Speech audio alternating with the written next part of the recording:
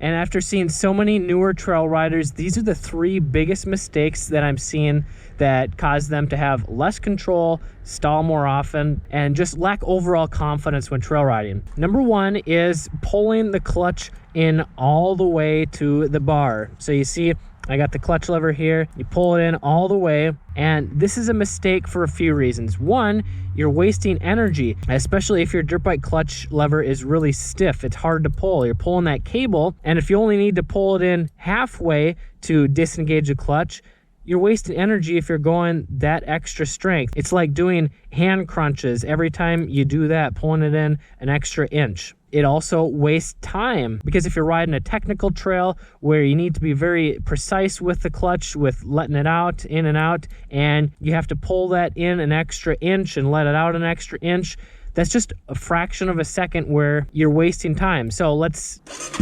just say you're riding up a hill and you need to pull in the clutch so that the engine doesn't stall, or you need to shift down. If you're pulling it in all the way, that fraction of a second could be the difference between stalling or spinning the rear tire or getting up that hill. And if you pull the clutch all the way in, put it into first gear, every bike has a little bit different engagement point when the bike starts to move, but you can see that I'm gonna let the clutch out.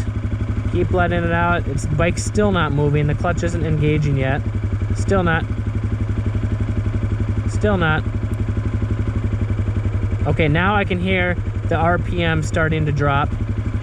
So this right here is the engagement point. That means that when you're pulling in the clutch, you only need to pull it in to this point right here, not right here.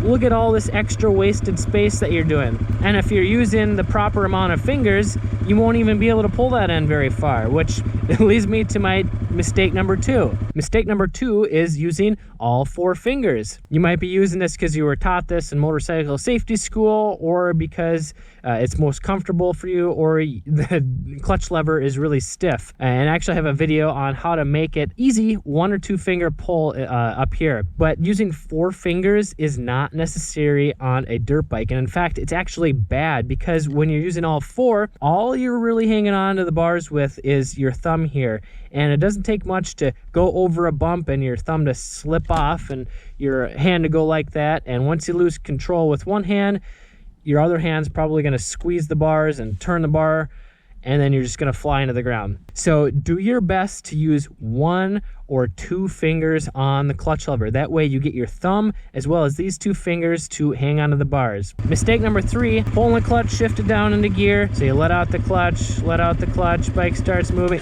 Oh, the bike started moving.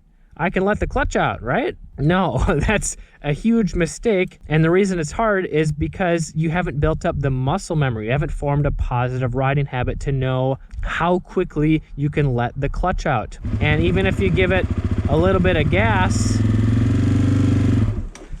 if you let it out too quickly, it's still gonna stall. And this is gonna be even worse if you're on a race bike that has a very snappy engine that revs up quickly and it revs back down quickly. So if you want to improve your clutch control so you stop stalling and have more confidence, you should check out this video here where I show you 3 drills to master your clutch control. I'm Kelly Fagan from MX Hideout. Ride safe, have fun.